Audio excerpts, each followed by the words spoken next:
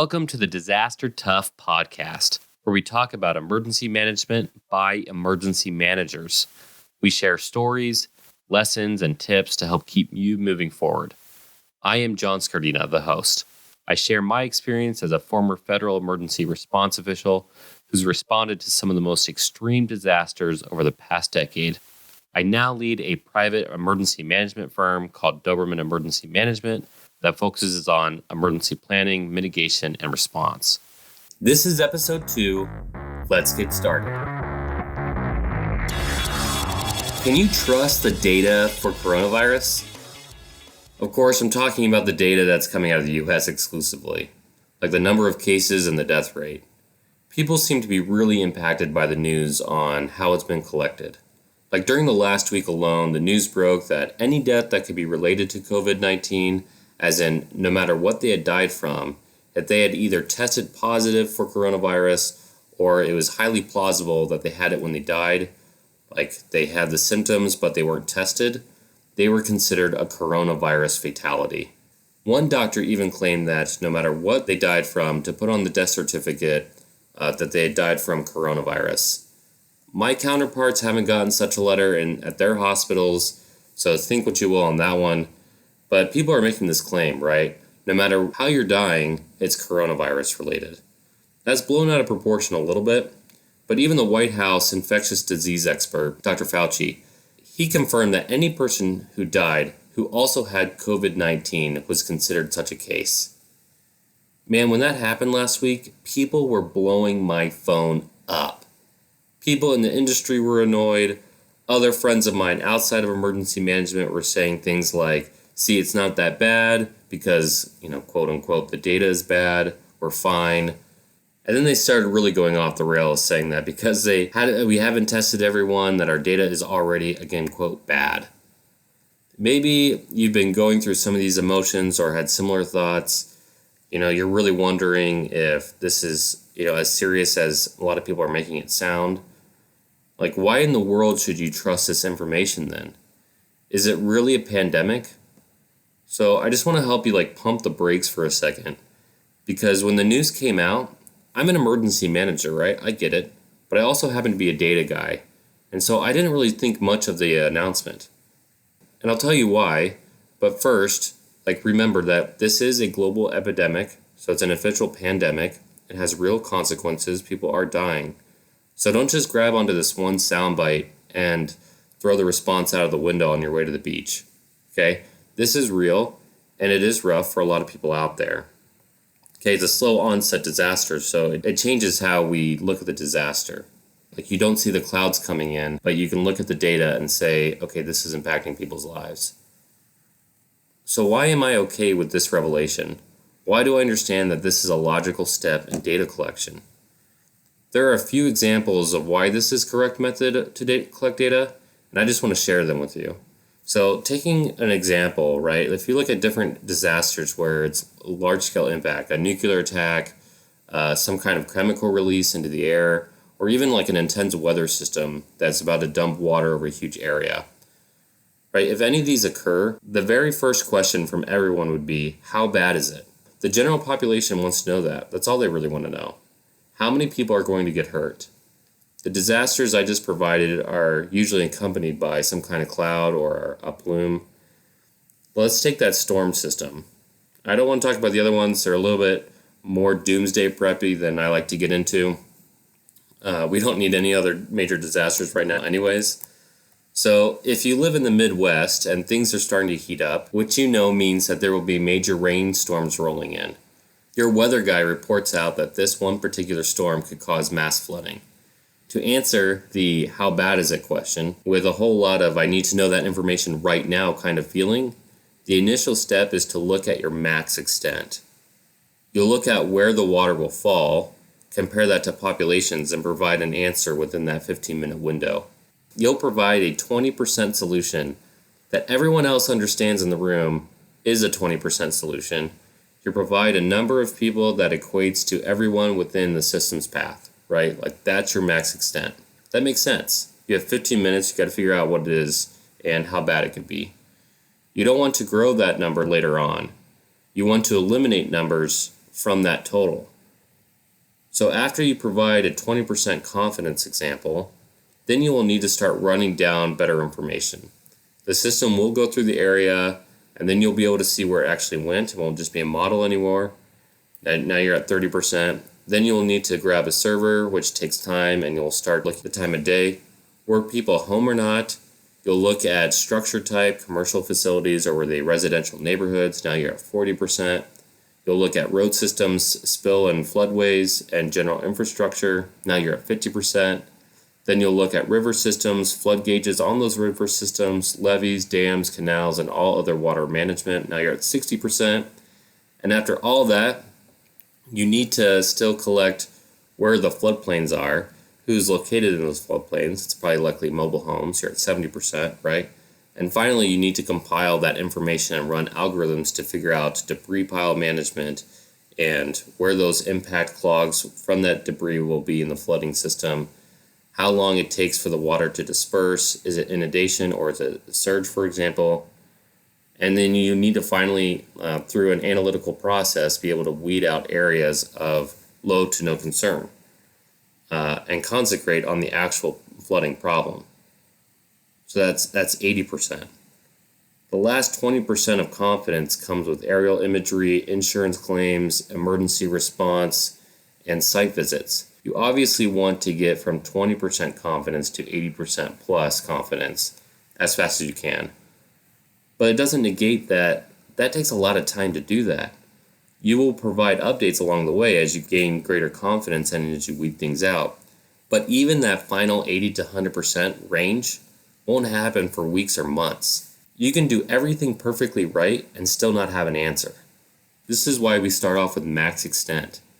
An emergency manager always wants to be wrong. Wrong if the pendulum swayed towards saving lives. That's what people don't get about our field, right? There is no such thing as the boy who cried wolf in our field. We desperately want to be wrong. But more often than not, if you get to the point where you're providing expert guidance, you won't be, unfortunately. I'll explain expert guidance versus opinion-based later on in this episode, but for now, that's what you need to be thinking of. Gaining max extent as you're going through. Now, as you're hearing this analogy, you might be thinking that I'm saying we're only at a 20% confidence rate for these death tolls right now. Man, I so hope that's right. But unfortunately, I don't think it's that low. I think we're a lot higher than 20% confidence. We've been tracking COVID-19 for months now. We have tracked every single person who's been infected on numerous cruise ships. We have watched it move through those isolated populations and tracked how it spread on those ships and how long it lasts on different material types. We know a lot because of those case studies. And unfortunately, from the numbers perspective, that tells us we're a higher percentage rate of confidence as we're reporting numbers now. So with limited resources to focus only on tests for severe cases, or be like Utah, which is pretty cool what they're doing. They're starting to do randomized testing in addition to those cases, right, to see how many people are asymptomatic, which would be very good to discover. Anyways, we do know a lot, but we don't know everything yet. And just like a flood and the time needed to research and whittle down that information, we need to follow the same process with this virus as well. Researchers are analyzing the information. Hopefully they will look at their batch data and begin carving out events that don't apply to why somebody died. I hope they find that coronavirus doesn't lead to heart attacks, or brain aneurysms, or enhancement of liver disease. And as they do find out how this actually impacts the body, they will be able to provide the highest confidence in numbers. I have a lot of respect for Dr. Fauci. Don't get me wrong. He did provide accurate information, but a lot of people don't get data collection and analyzation. So in the media, who sensationalizes everything and definitely does not have your best interest in mind, ask a question or hears that we collected raw data and using that information, then they will completely jump on the opportunity to destroy the public's confidence in your work. So lesson learned there as well. Even if you're right, sometimes it's better not to feed the wolves. It would be terrible if people stopped taking this seriously because they thought all of a sudden this wasn't as bad as it first appeared. No, people are still dying, and if they aren't dying, they're still having a terrible go at it. So we shouldn't let up. Not yet. Keep taking this seriously. Let me show you one other side of the coin. Underselling the numbers, or downplaying how many people can be hurt. This is a backfire that you never want. It's better to be wrong when the pendulum sways towards saving lives, right? If you report a low number of deaths and it turns out a lot more people died, dude, game over. The media, the general public, your superiors will have zero confidence in your ability. You don't want to become the new, Brownie, you're doing a heck of a job. Don't undersell a situation, because the reports will come out. And when they do, you could even be like Michael Brown, FEMA administrator, and get sacked. Underselling will cost you a career.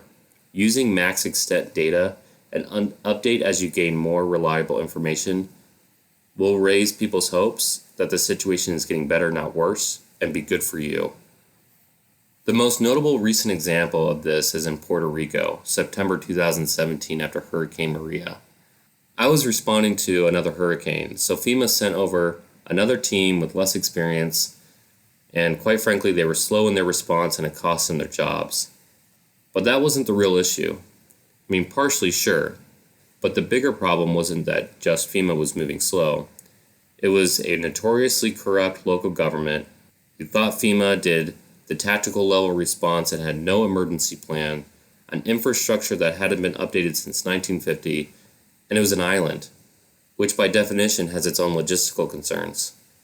I mean, the people who are there are amazing, but during a hurricane and during the hurricane response, and there was a lot of problems. The biggest issue out of all of that was the underselling of how many people were killed by Hurricane Maria. Puerto Ricans were killed by Hurricane Maria and it wasn't reported. It was absolutely a governmental mistake. I don't think it was intentional, but I do think it was a serious miscalculation, poor reporting, and horrible tracking.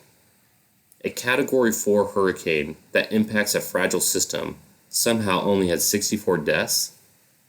Like, Puerto Ricans are resilient and they're amazing people, but there's just no way. Especially because the data doesn't lie. And there were 1,400 more deaths recorded in 2017 than the previous 4 years. So when George Washington University decided to do their own independent research, they found with a 95% confidence that instead of 64 deaths, it was more likely that 2,600 people had perished. It was outlandish. You probably remember this. It was pretty big news at the time. It absolutely should have costed someone their job. All those families who were grieving, who needed help, who were impacted by the hurricane, weren't getting help and weren't getting noticed. And not having the experience of those loved ones' deaths recorded correctly, and that's pretty rough. You know, when George Washington University reported that, the government got sued, I think 3 times, and they were forced to update their numbers, and it came out to like 2,900 deaths. Our work matters, and what we say matters. You can't say 64 deaths as an assumption with bad data, bad collection, and it be more like 3,000 deaths. You have to use max extent and work your way down, right? And if you don't know that information, you don't share that information until you've collected that data. Okay, so I think I've really driven this home pretty thoroughly, right? You want to understand what's going on, and you need to use max extent. I mentioned earlier about expert guidance. You heard me on the last episode say opinion-based analysis is a sample size of 1. That means I don't really care too much for opinion. I want evidence through data. If you can provide that to me, that tells me what you're about to say is based on a factual foundation. Now, your confidence might be a 20% solution, but it's on a factual foundation. Your opinion then becomes something more. It becomes expert guidance because you can take data, best practice, professional experience, and then provide expert guidance to help out. To have expert guidance, you need to be able to back up your claims with data. This is much more than just an opinion, which is usually full of assumptions and what I would claim minimal personal experience. Meaning it's your own experience that you're trying to make a decision from. If you've been in the field for a while, I mean, this one should be ringing really well through your ears. You know this. It drives us crazy when we hear someone not reacting to an evacuation notice, because it's never happened to me before, right? We've heard that one.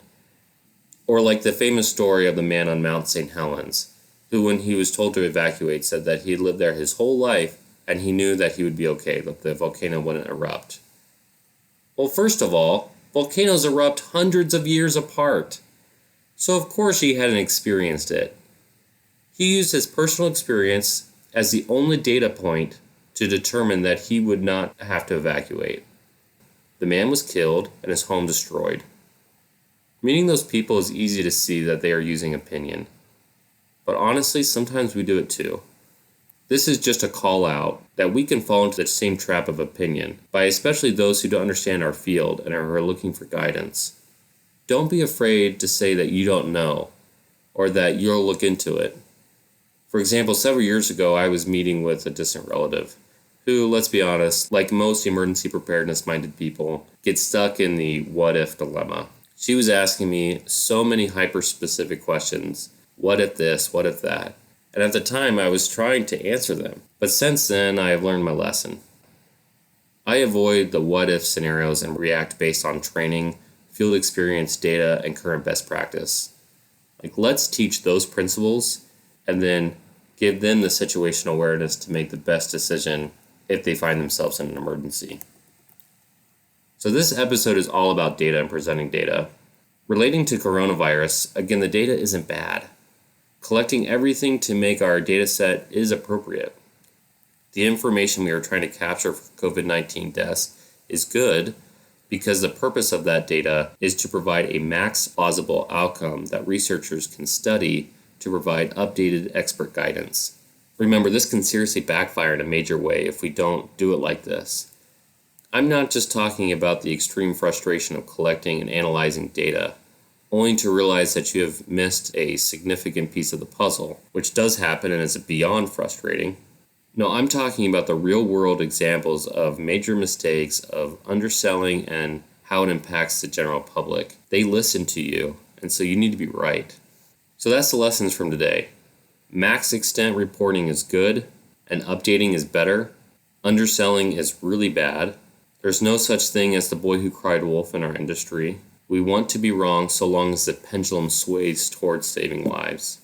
So remember that as you're working with data and you're working with people who use data, that it can help you and it will likely improve over time if they're doing it right. So that's our podcast from today. Stay disaster tough. Good luck with the fight. And of course, like and subscribe to keep up with the latest episode. Do you have a question or comment? Make sure you email us at info@dobermanemg.com. Again, that's info@dobermanemg.com.